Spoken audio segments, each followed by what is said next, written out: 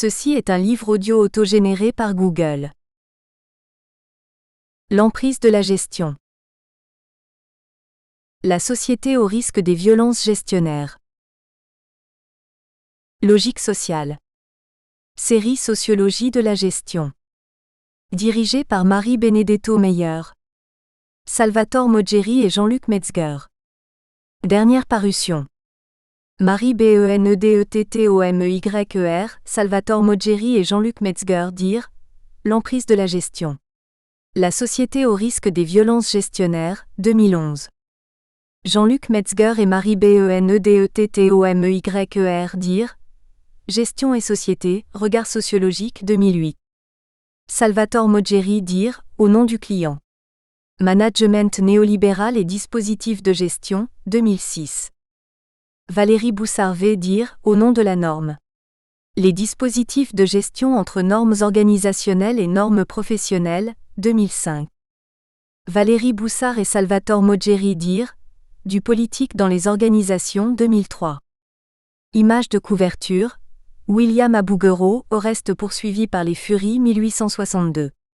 http://www.mediterranes.net. Sous la direction de Marie Benedetto Meyer, Salvatore Mogeri et Jean-Luc Metzger. L'emprise de la gestion. La société au risque des violences gestionnaires. L'Harmattan. Copyright L'Harmattan, 2011. 5 à 7 rue de l'École Polytechnique, 75 005 Paris.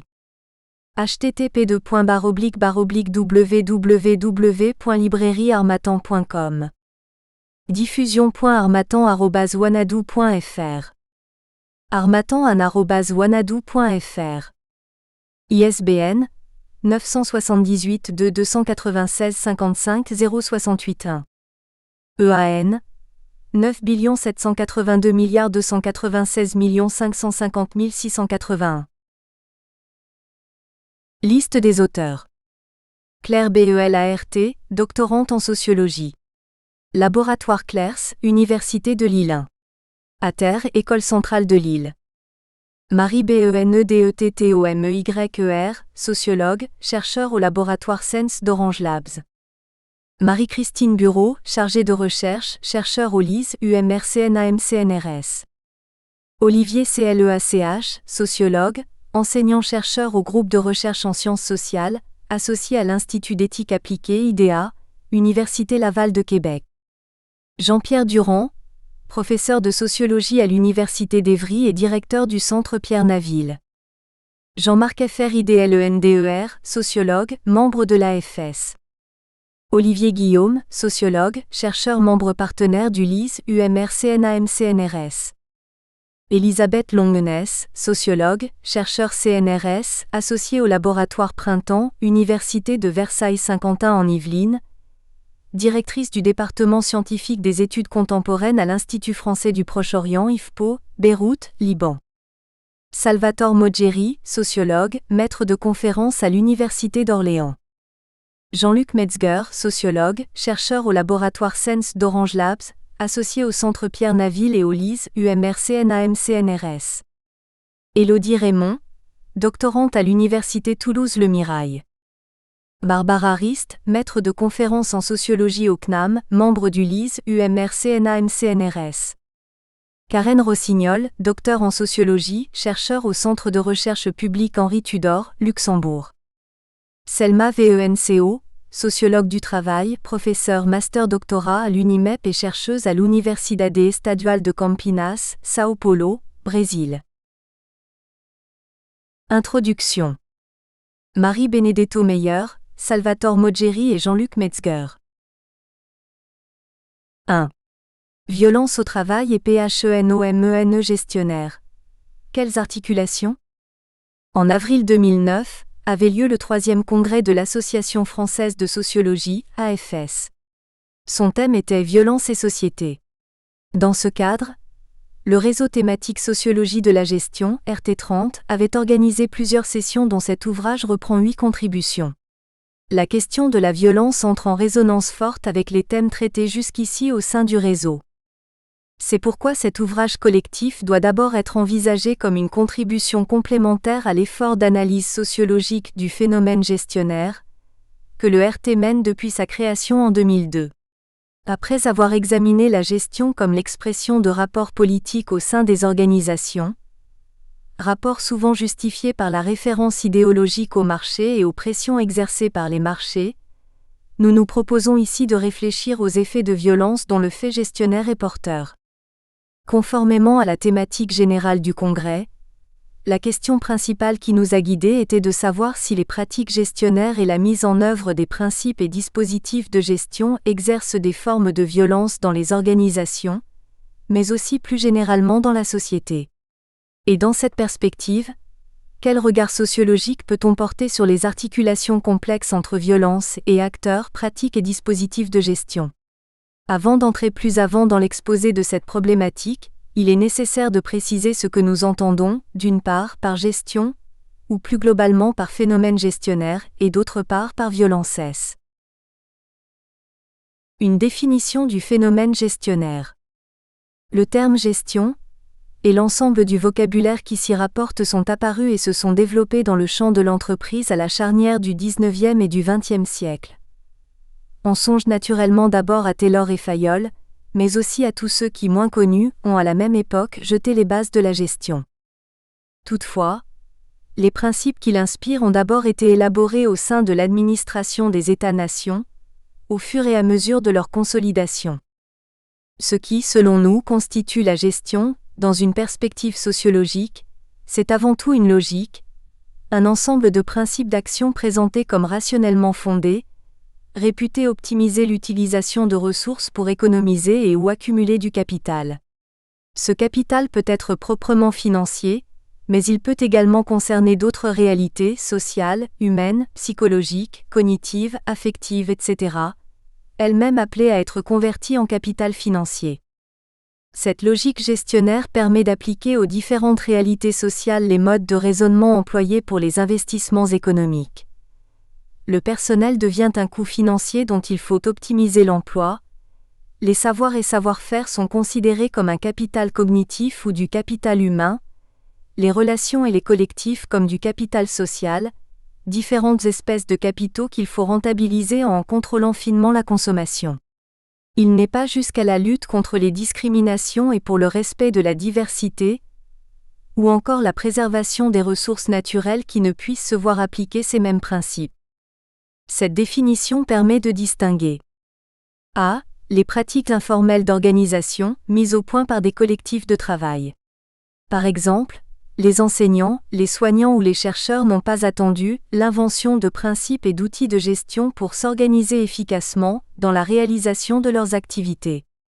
L'efficacité est alors définie par les professionnels eux-mêmes, de façon qualitative, en prenant en compte l'activité dans sa totalité et dans une perspective durable. Métier, travail et organisation sont intégrés en une dynamique qui fait sens. B.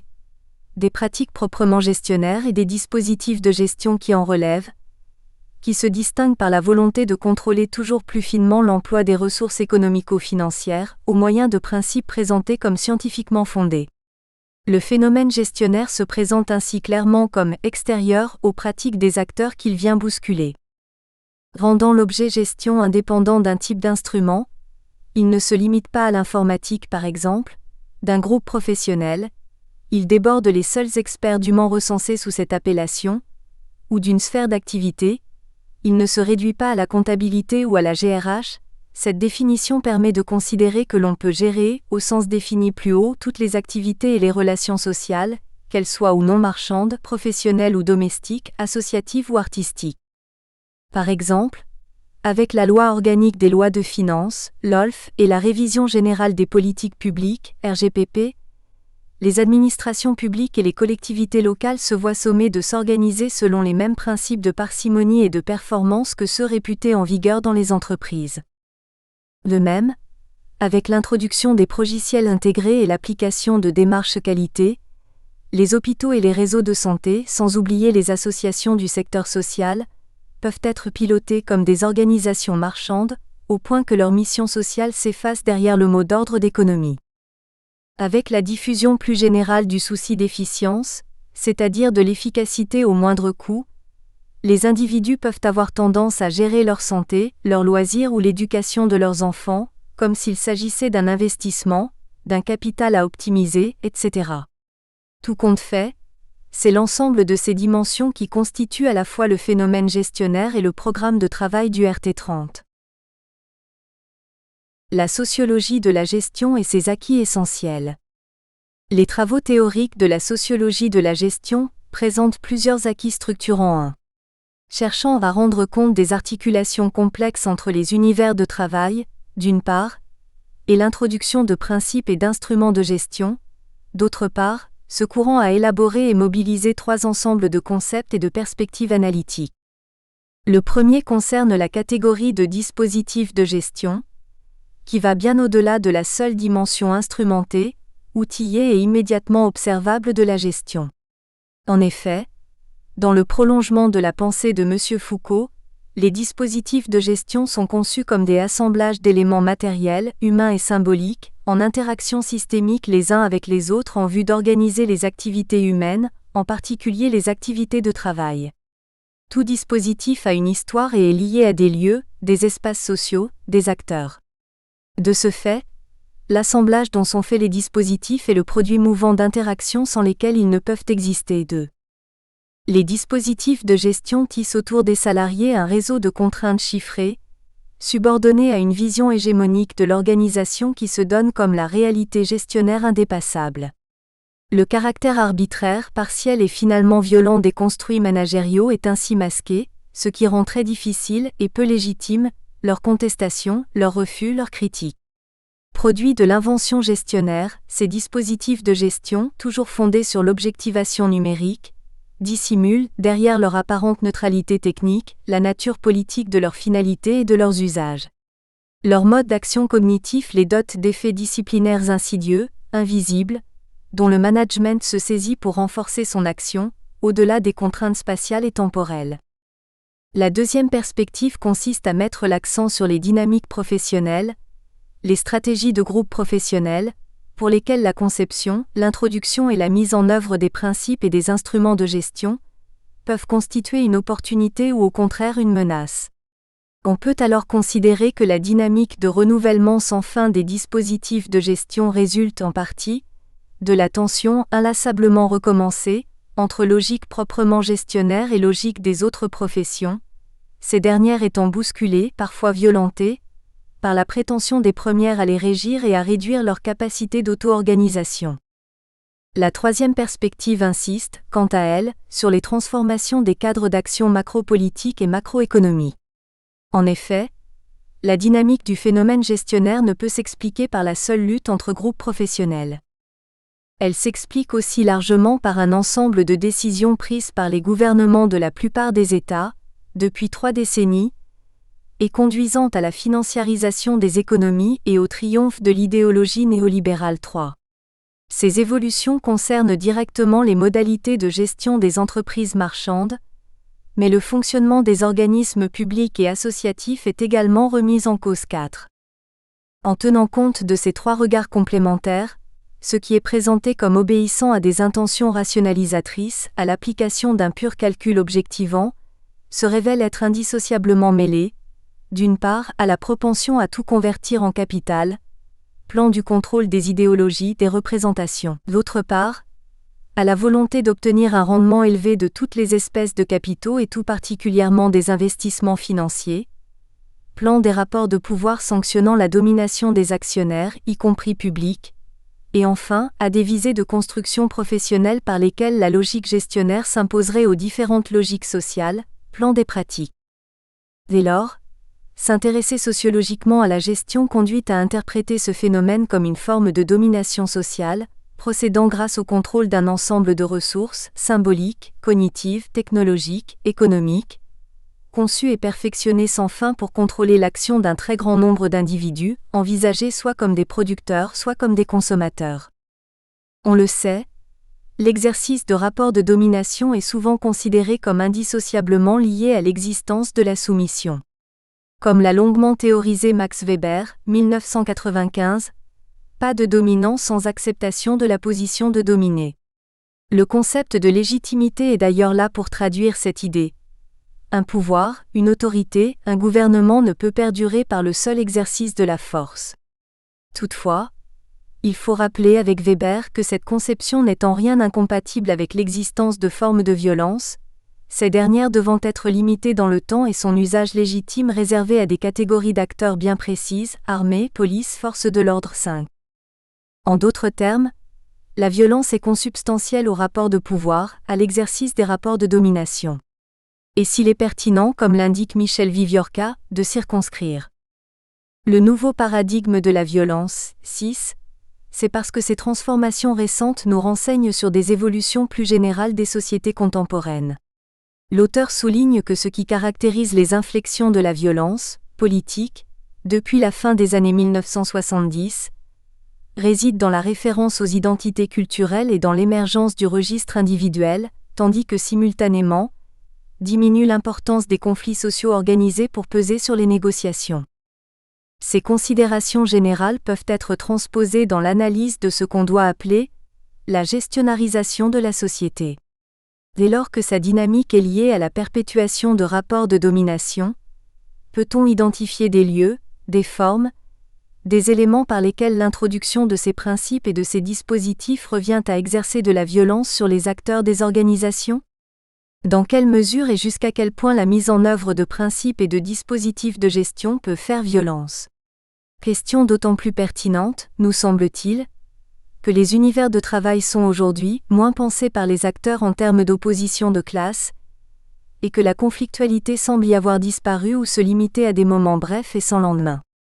Cette euphémisation apparente des rapports de domination au travail, à l'émergence de laquelle d'ailleurs les sciences sociales ne sont pas étrangères, ne masque-t-elle pas des formes de violence d'autant plus durables qu'elles ne sont pas reconnues comme telles ? Violence au travail, enjeu autour d'une définition.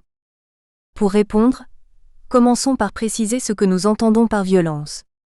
Nous proposons de considérer qu'il y a violence à partir du moment où par ses actions ou ses discours, un auteur, collectif ou individuel, porte atteinte à l'intégrité d'autres individus ou collectifs, considérés alors comme les victimes de cette violence.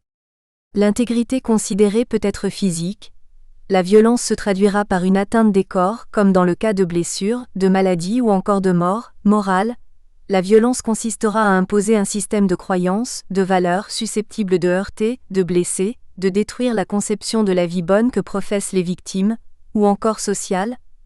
Un groupe social exclut ceux qui n'en font pas partie, menace leur perpétuation en tant que collectif. La violence peut être symbolique, au sens où le rapport de domination exercé est tel que le groupe qui en est la victime ne peut pas forger par lui-même les catégories pour penser la violence qu'il subit. Pour P. Bourdieu, la violence symbolique s'exerce avec la complicité involontaire de l'agent social 7 qui méconnaît l'origine du rapport de domination auquel il se soumet. La domination symbolique, c'est une manière de la définir, repose sur la méconnaissance et donc sur la reconnaissance des principes au nom desquels elle s'exerce 8. Elle s'appuie sur la violence symbolique qui extorque des soumissions qui ne sont même pas perçues comme telles, 9.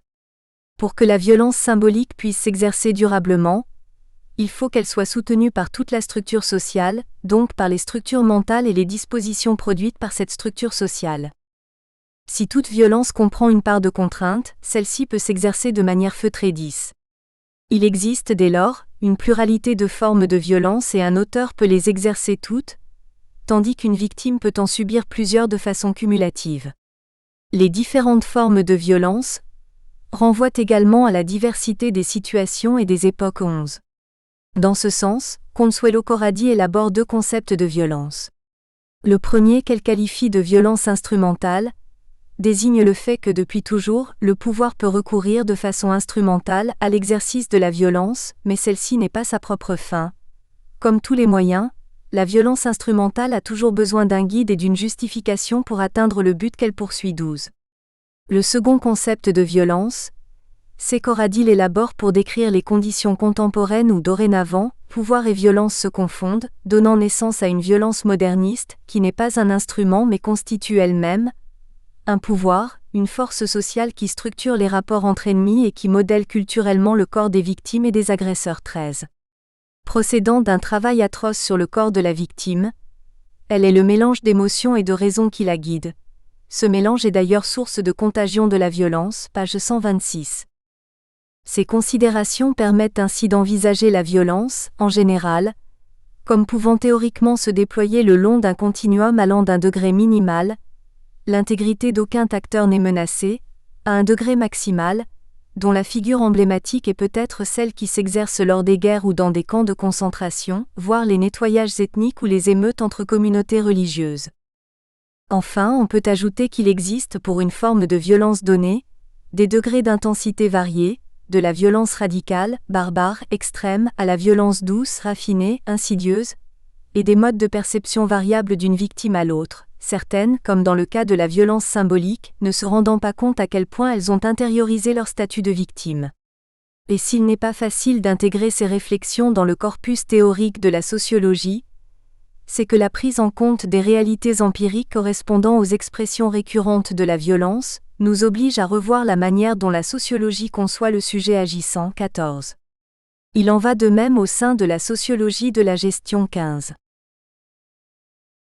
Phénomènes gestionnaires et effets de violence, un cadre de problématique. La question des articulations entre violence et gestion peut être rapprochée de celle de la violence au travail.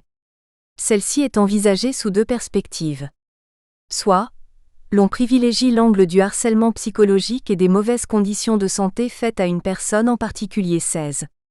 Dans ce cas, le regard adopté vise une perspective de psychologisation, de médicalisation ou de juridicisation des rapports sociaux. 17. On peut se placer du côté de la victime, mais aussi de l'agresseur en cherchant à comprendre en profondeur ces situations qui conduisent, chaque jour, des hommes et des femmes équilibrés, de bonne volonté à produire une telle violence, comprendre pourquoi l'entreprise est devenue un monde guerrier et destructeur, tout en suscitant l'adhésion de ses membres. 18. Soit, la perspective est centrée sur les rapports sociaux tels qu'ils se traduisent en termes organisationnels.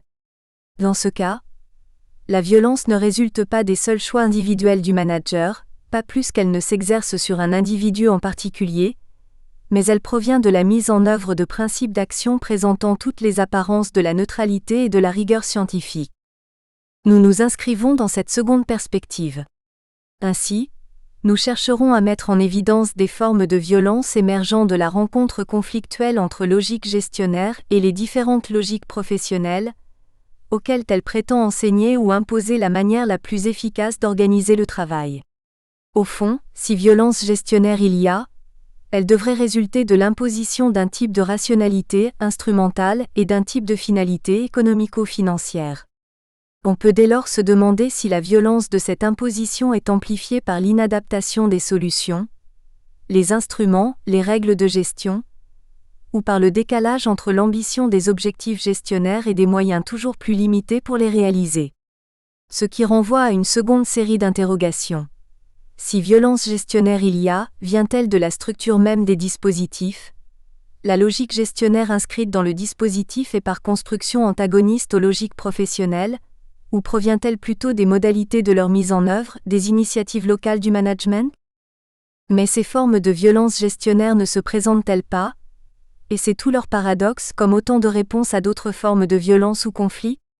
L'organisation scientifique du travail, son outillage et peut-être la plupart des principes gestionnaires, ne sont-ils pas en effet des réponses aux risques de conflits ou de violences liés au fonctionnement du marché, à la brutalité des relations entre certains groupes sociaux ? Quant aux instruments de gestion utilisés dans des sphères non marchandes, ne visent-ils pas à réduire les violences engendrées par diverses formes de clientélisme, de mafia, de détournement, etc. Peut-on alors mettre en évidence un cercle des violences gestionnaires, celle-ci étant la conséquence d'une volonté de réduire les violences inhérentes au fait social ? Il faut également interroger l'intentionnalité de certaines catégories d'acteurs, dirigeants, gestionnaires, actionnaires, groupes professionnels se saisissant d'opportunités offertes par l'introduction d'instruments de gestion, etc., dans l'exercice des formes de violence gestionnaire. Celle-ci résulte-t-elle d'une intention identifiable, ou de l'accumulation non intentionnelle des effets induits par la mise en œuvre de dispositifs et de principes gestionnaires ? Il nous semble alors utile de distinguer entre les instaurateurs du cadre d'action propice au rapport de domination et les acteurs de l'exercice de la violence proprement dite. Il y a aussi bien sûr lieu de caractériser ces instaurateurs et ces acteurs de l'exercice de la violence. Qui sont-ils ? De hauts dirigeants de multinationales, des managers de premier niveau, voire des professionnels issus du rang recherchant des opportunités de promotion ? Enfin, il conviendrait de s'interroger sur l'identité des victimes des différentes formes de violence gestionnaire.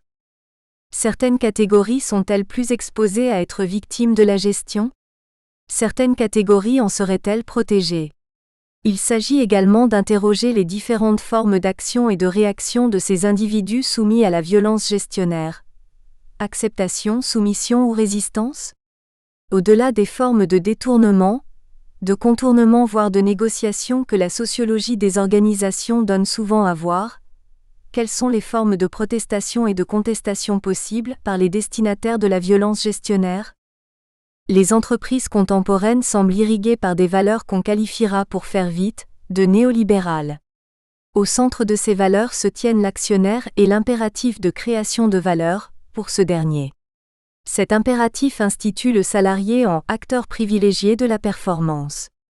Il exige de lui un certain type de comportement résultant de l'injonction à la responsabilité, de l'octroi d'autonomie, de l'attente de prise d'initiative contrôlée, de l'encouragement à manifester des formes variées d'individualisme et de la pression à respecter la rationalité procédurale et de soumission aux évaluations managériales.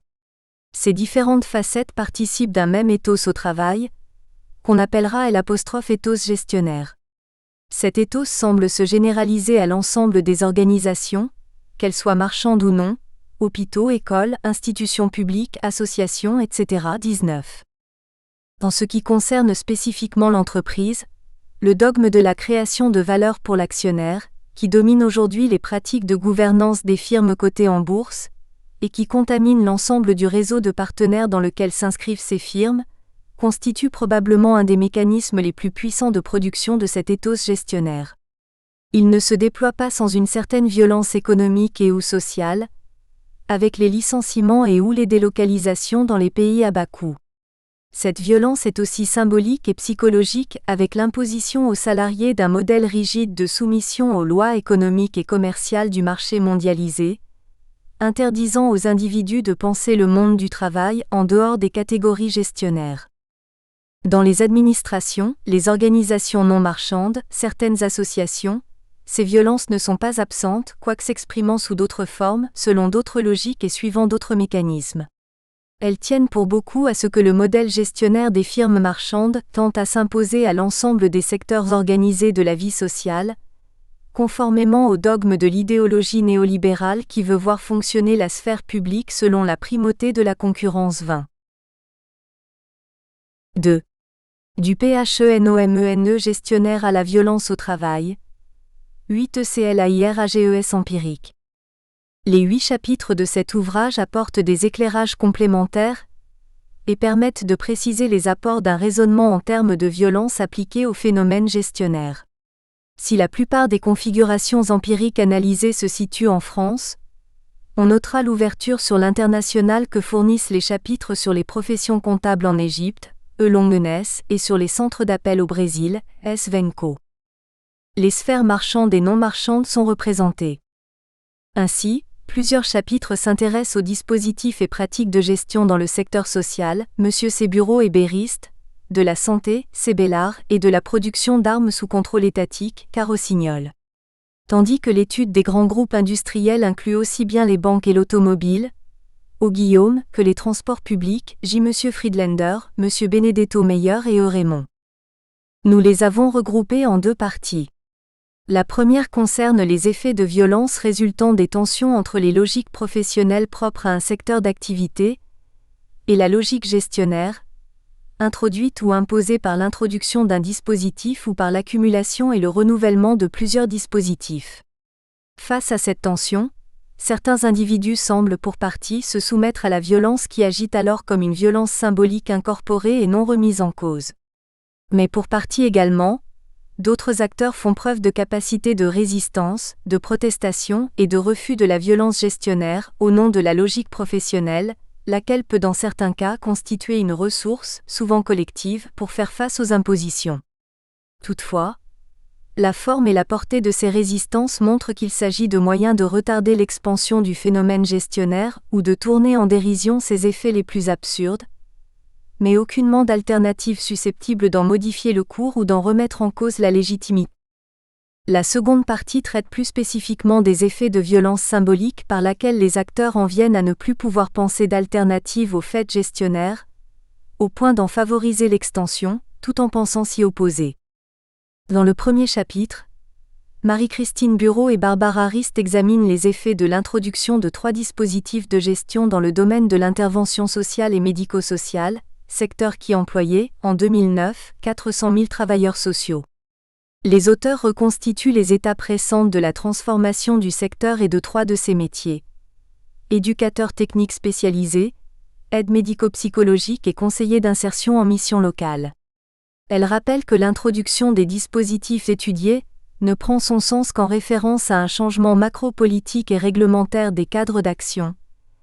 Il s'agit tout particulièrement de se mettre en conformité avec les exigences de la LOLF.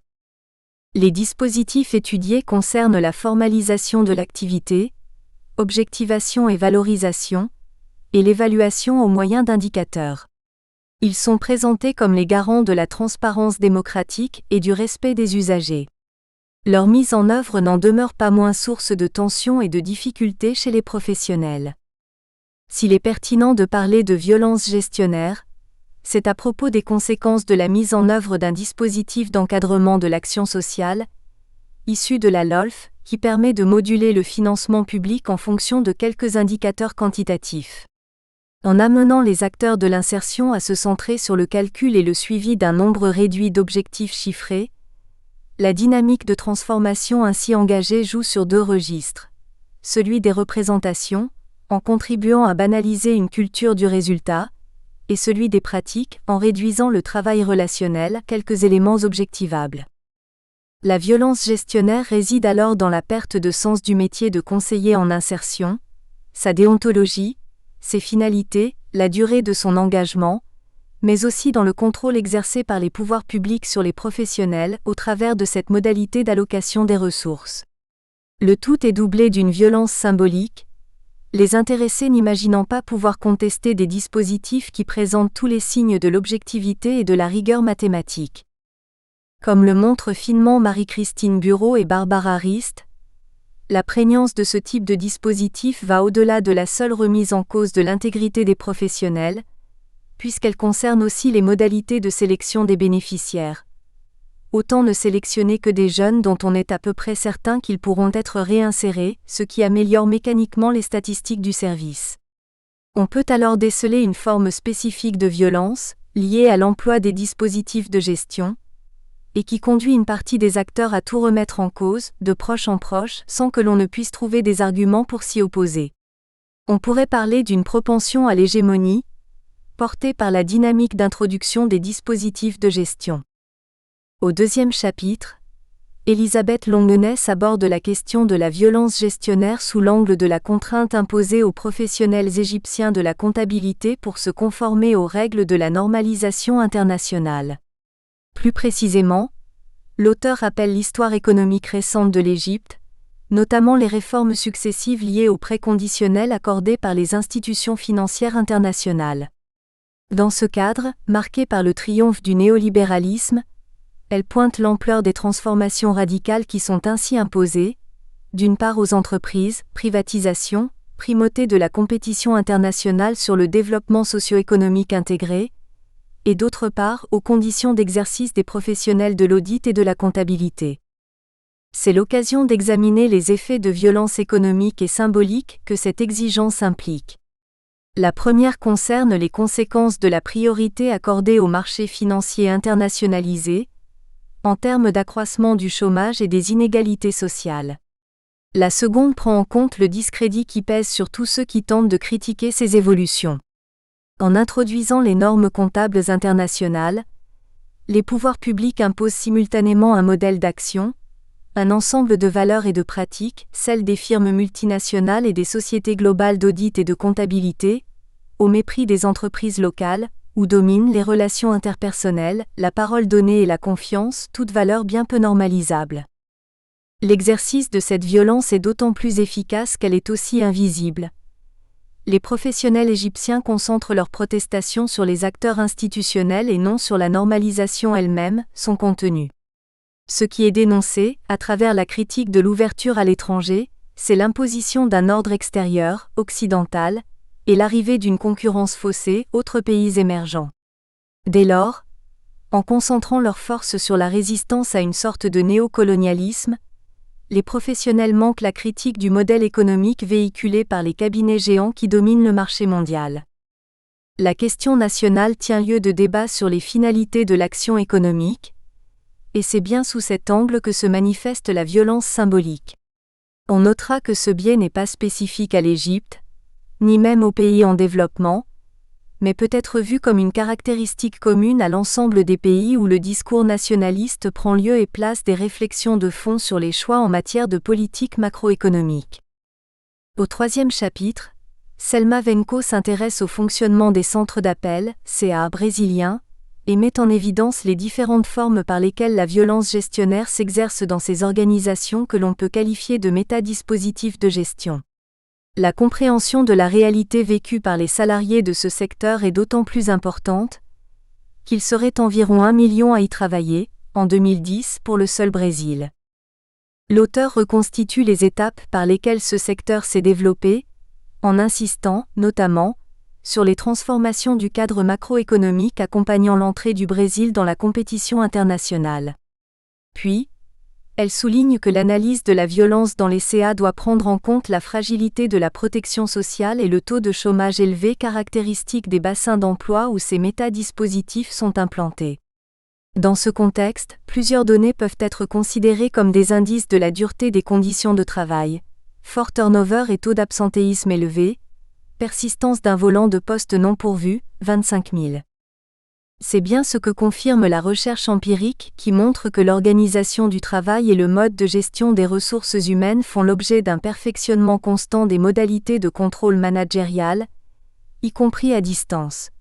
Individualisation des critères de gestion, concurrence entre salariés, maîtrise des collectifs informels de travail, intensification du travail. Plus précisément, ce qui caractérise l'exercice de la violence dans les CA réside dans les initiatives que prennent certains managers. Le zèle qu'ils mettent à rendre opérationnels les objectifs de productivité se manifeste par du harcèlement, des menaces de licenciement, ainsi que différentes formes de déni de l'intégrité des téléopérateurs.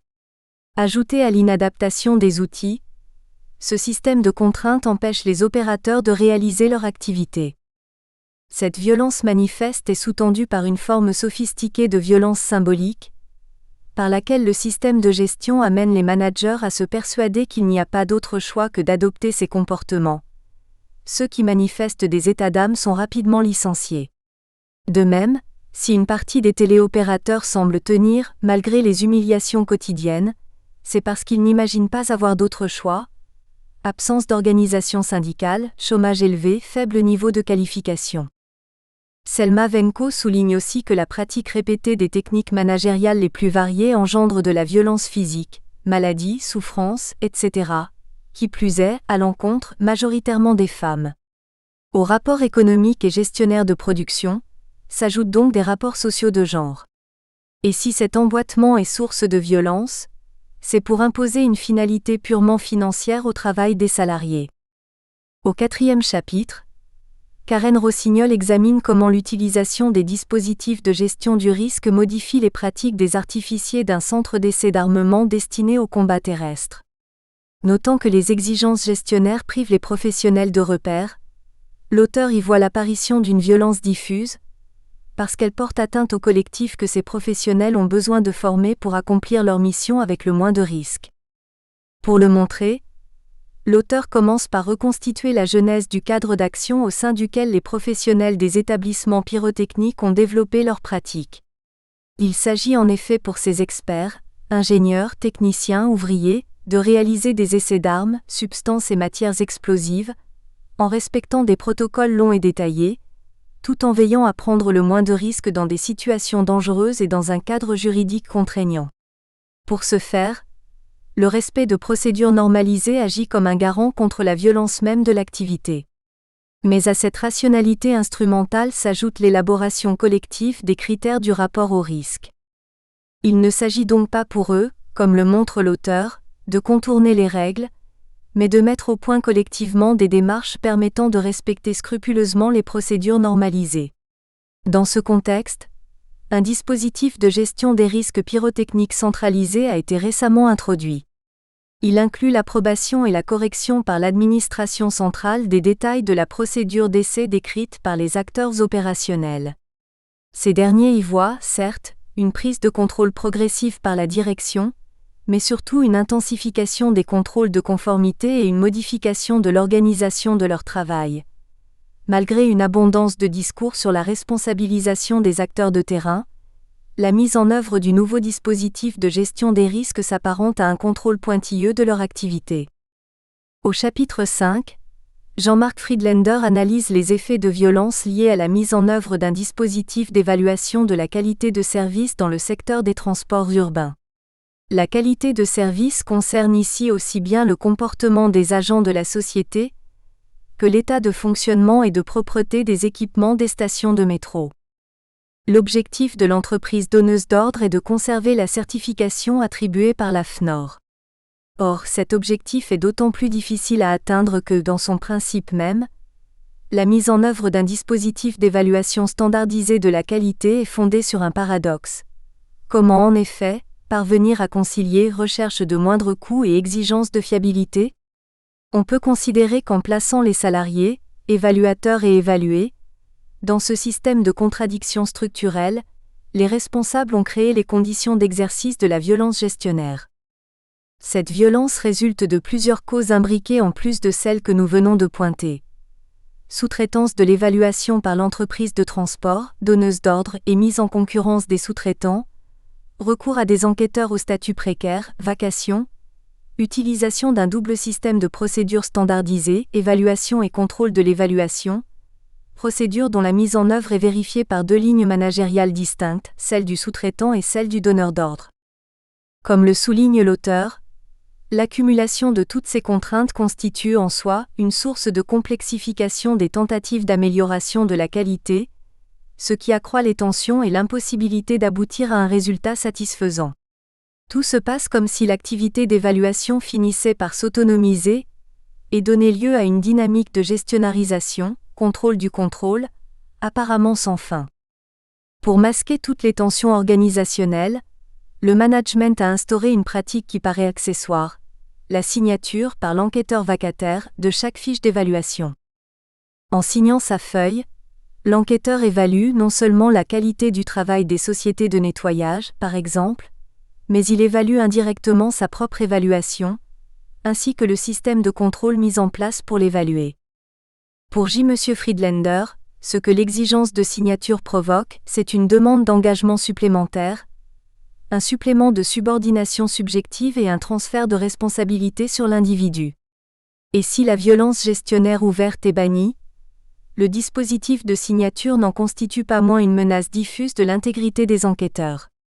En effet, leur identité professionnelle est d'autant plus mise à mal qu'on extorque d'eux un accord, alors qu'ils n'ont ni les moyens de négocier leur implication, ni la possibilité d'agir sur les cadres de leur activité, et encore moins de contribuer à améliorer significativement la qualité.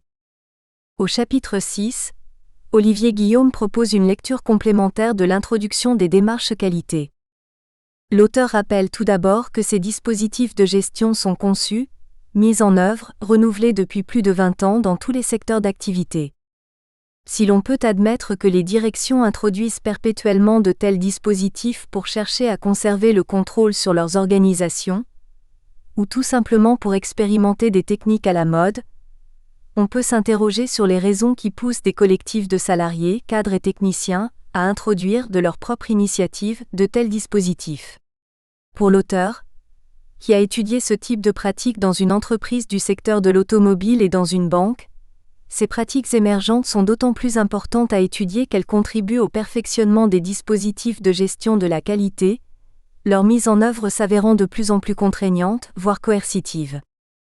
Olivier Guillaume montre comment ces acteurs intermédiaires en viennent à s'investir dans la conception et la mise en œuvre locale de démarques qualité. Au départ se situe une prise de conscience par un collectif d'ingénieurs, de techniciens et d'agents de maîtrise, les initiateurs, que leur organisation n'a plus de sens. C'est-à-dire qu'elle ne leur fournit plus de direction claire, qu'elle ne leur permet plus de se projeter dans l'avenir, ni d'agir selon leur propre conception du travail bien fait.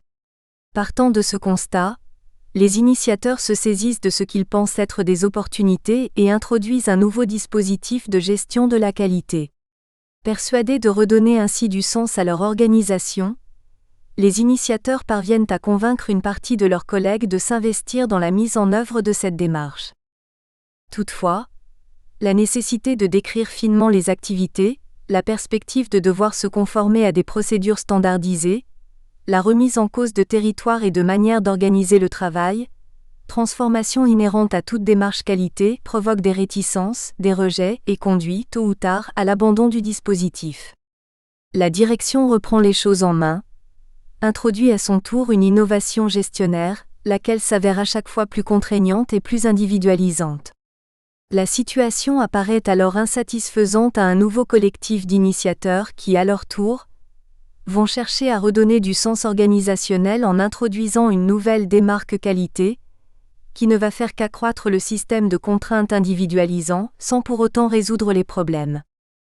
Olivier Guillaume identifie, au cœur de ce cercle vicieux de la contrainte, l'existence d'une forme particulière de violence symbolique, celle dont sont victimes les initiateurs, incapables de concevoir des solutions d'amélioration en dehors du cadre gestionnaire, dont pourtant ils ont noté les effets dysfonctionnels. Au chapitre 7, Claire Bellard s'intéresse aux tentatives récentes de mise en œuvre du relevé d'informations médicalisées en psychiatrie, RIMP, dans les hôpitaux psychiatriques, dispositif de gestion par excellence, puisqu'il vise la rationalisation du système de soins français dans sa globalité, ainsi que celle de chaque hôpital et de chaque service. L'auteur rappelle que ces systèmes d'information sont les supports d'une volonté déjà ancienne de transformer les organisations hospitalières en entreprises et les métiers de la santé en processus de production de soins que l'on doit rationaliser sans fin. Le dernier avatar de cette volonté têtue est la loi HPST. Hôpital, patient, santé, territoire, qui introduit un nouvel organisme, les agences régionales de santé, destinées à rationaliser l'ensemble des moyens des secteurs sanitaires et médico-sociaux d'une même région. Dans l'hôpital psychiatrique étudié, l'introduction du RIMP s'est heurtée à de nombreuses difficultés et réticences. Ainsi, certains services psychiatriques se montrent résolument hostiles à la description très imparfaite de leurs activités, réduite à la sélection de codes standardisés et au traçage individuel de leurs actes. Des chefs de service organisent une véritable résistance pour mettre à mal collectivement le système. D'autres préfèrent ruser et utilisent systématiquement le même code pour toutes les interventions. Quant au personnel spécifiquement chargé de la mise en œuvre du dispositif, médecins et paramédicaux, ils tentent de louvoyer entre les demandes de leurs confrères et les contraintes gestionnaires, direction et agences régionales hospitalières, certains contrôleurs étant incités à menacer les cadres hospitaliers de sanctions. En décrivant les stratégies que mettent en œuvre les différentes catégories d'acteurs, Claire Bellard montre que, loin de contribuer à réduire la violence existant dans les hôpitaux psychiatriques, l'obligation d'utiliser le RIMP introduit de nouvelles formes de violence. Elle impose en effet une logique purement gestionnaire qui va à l'encontre de la rationalité professionnelle, qui dépossède les personnels hospitaliers d'une partie de leur pouvoir et remet en cause leur conception du travail bien fait. La violence gestionnaire réside aussi dans cette menace de marchandisation de la psychiatrie, conduisant à terme à ne prendre en charge que les pathologies rentables. Au chapitre 8, Marie Benedetto Meyer et Élodie Raymond abordent la violence gestionnaire sous l'angle des techniques récentes utilisées par les entreprises pour tenter de contrôler la manière dont leurs clients manifestent leur mécontentement. Plus précisément, les auteurs analysent de façon très détaillée comment les organisations marchandes, au travers des plateformes d'échange en ligne, Web 2.0, parviennent à jouer sur deux registres simultanés. D'un côté, Elles créent des lieux d'expression virtuels pour que s'expriment les plaintes de leurs clients et en cela elles semblent s'adapter aux évolutions du marché, en se pliant à ce qui est présenté comme une demande sociale de participation. D'un autre côté, elles introduisent des règles d'usage de ces sites qui en font essentiellement des modalités d'encadrement de la communication. Il en résulte une forme particulièrement subtile de manipulation et d'instrumentalisation des potentialités, des TIC. Ce jeu d'illusion consiste par exemple à donner une impression de personnalisation de la relation client, en faisant croire qu'il n'y a rien de standardisé de la part de l'entreprise. Alors qu'en réalité, tout un travail de filtrage des questions et de formatage des expressions est réalisé en amont et que les réponses sont elles aussi normalisées.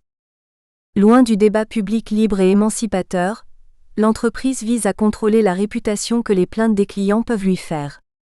Pour M. Benedetto Meyer et Raymond, la conception et la mise en œuvre des contraintes pesant sur la publicisation des plaintes constituent une forme spécifique de violence symbolique, par laquelle les internautes sont victimes d'une série d'illusions, intentionnellement entretenues. Les auteurs notent également la proximité avec les dispositifs de gestion des revendications salariales. L'exercice de la violence gestionnaire consiste dans l'organisation et l'entretien de croyances dans l'expression démocratique au sein des entreprises, quand les modes de prise de décision structurantes demeurent opaques et réservés à une élite. 3. Les 3 niveaux de violence gestionnaire. Au-delà de la variété des configurations et des dispositifs de gestion étudiés, l'examen de ces 8 chapitres montre que les violences liées aux faits gestionnaires se manifestent sur 3 niveaux articulés.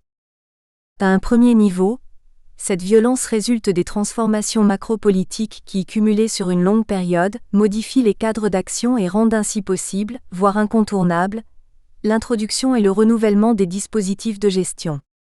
Avec ou sans le relais d'institutions internationales, les dirigeants politiques des États engagent les acteurs économiques privés, les entreprises marchandes et les organismes publics dans la financiarisation de leur développement, la privatisation de leur statut et la marchandisation de leurs relations.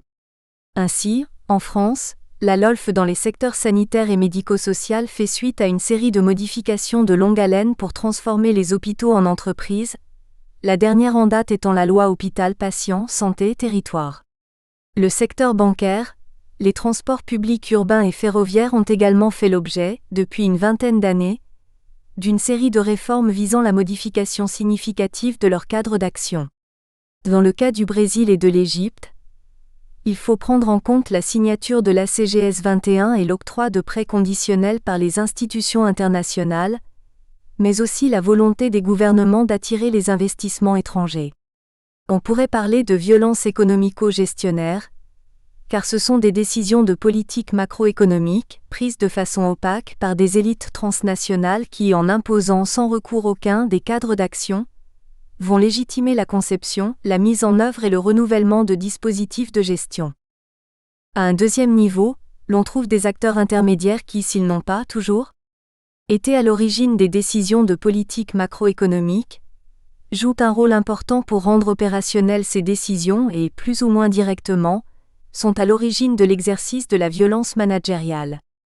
La figure emblématique en est bien sûr le harcèlement et la pression sans état d'âme exercée par l'encadrement des centres d'appel au Brésil.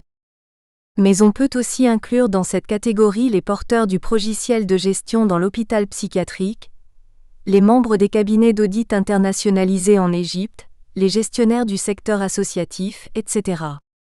La prégnance de ces acteurs intermédiaires prend un relief accru dans le cas de la sous-traitance où les dirigeants mettent en place un double système de surveillance, fait de procédures, de technologies et de hiérarchie, appartenant d'une part à l'entreprise donneuse d'ordre et d'autre part à l'entreprise sous-traitante.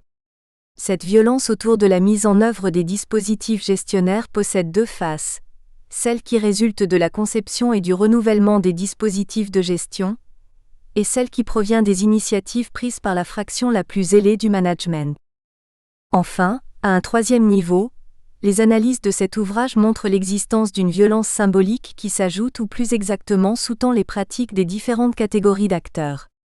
L'un des effets de l'imbrication entre les différents niveaux du changement permanent, transformation des cadres généraux d'action, renouvellement des dispositifs et des pratiques de gestion, est bien de faire incorporer par une majorité d'acteurs qu'il n'y a pas de salut en dehors du possible, fixé par les principes, les outils, les raisonnements de la gestion. Non seulement elle seule peut prétendre au monopole de la conception de l'efficacité et de la performance, et donc, de l'exercice de la violence légitime, mais s'opposer à son développement reviendrait à faire preuve d'archaïsme, d'irrationalité. L'une des sources principales de cette violence symbolique réside dans le renouvellement permanent des dispositifs et dans la propension du phénomène gestionnaire à s'autonomiser, ou, si l'on préfère, à remettre en cause, de proche en proche, la plupart des dimensions constitutives du travail. On peut dès lors soutenir que la violence au travail, impliquée par le phénomène gestionnaire, est d'abord le reflet des rapports sociaux tels qu'ils se traduisent, à un moment donné, dans le champ économique, par les décisions politiques, les choix industriels, tout ce qui concerne les transformations du cadre d'action. C'est en tant qu'il permet de rendre opérationnelle cette volonté de changement, que le phénomène gestionnaire devient un opérateur de violence, une violence atteignant parfois l'intégrité physique, mais le plus souvent une violence diffuse, de basse intensité, symbolique, plus difficile à appréhender. C'est donc à ce niveau, intermédiaire entre le macroéconomique et les pratiques professionnelles, que se développe l'incorporation des représentations dominantes, qui sont les représentations des dominants et qui rendent beaucoup plus difficile l'imagination d'une alternative. Le rôle des acteurs intermédiaires, porteurs du phénomène gestionnaire, en ressort avec d'autant plus de relief que l'on sait qu'ils n'hésitent pas à menacer l'intégrité des individus, des collectifs, des professions et qu'ils acceptent, sans état d'âme, d'agir avec violence. Leur responsabilité concerne ainsi la construction sociale des différentes formes de mépris, consistant à nier les personnes et les groupes, dans leur identité, leur droit à concevoir des alternatives ou tout simplement à innover à leur manière. En ce sens, en nous référant au cadre théorique de Corradi, nous pouvons suggérer que les acteurs du phénomène gestionnaire jouent, tour à tour, de la violence instrumentale, la violence au service d'une visée de pouvoir, et de la violence moderniste, la violence comme dispositif de pouvoir en soi. On peut alors faire retour sur les réflexions de M. Viviorca, et oser un parallèle avec l'importance des références religieuses dans la violence politique. Le phénomène gestionnaire, nous l'avons vu, peut se lire comme un effort permanent d'imposition de rapports de domination à différents niveaux du social, rapport de domination supportant le rapport d'exploitation capitaliste et désormais étendu à toutes les sphères de l'existence. Nous avons vu également que l'un de ces effets et l'une de ces modalités d'action réside dans l'exercice d'une violence symbolique par laquelle les individus et les collectifs sont de plus en plus incapables de penser leur travail en dehors des catégories gestionnaires. Or, l'expérience vécue des salariés témoigne en permanence de l'irrationalité consécutive à la mise en œuvre des dispositifs de gestion, des dysfonctionnements induits. Cela devrait permettre de critiquer avec d'autant plus d'objectivité et de rigueur l'extension de ces principes et de ces pratiques. Le fait qu'il n'en soit pas ainsi, que les thèses en justifiant le développement soient toujours enseignées, que le discours gestionnaire continue à convaincre, que de nombreux acteurs raisonnent et agissent selon ces catégories, tout cela peut être interprété comme la preuve que la gestion fonctionne comme un dogme religieux, avec ses vérités non discutables, ses rites sacrés, et finalement sa légitimation indiscutable de l'exercice de la violence. Ce qui ne peut qu'intéresser le sociologue, mais aussi le citoyen, comme l'analyse J.P. Durand dans la lecture transverse des 4 premiers chapitres. Bibliographie. Bachet, Le capitalisme financier et l'entreprise. Des liaisons dangereuses. La pensée, numéro 361, janvier-mars 2010, page 99 à 110. Bourdieu P. Raison pratique, Paris, Seuil, 1994.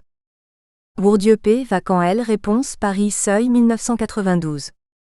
Boussarvet, Mogeri S. Dire.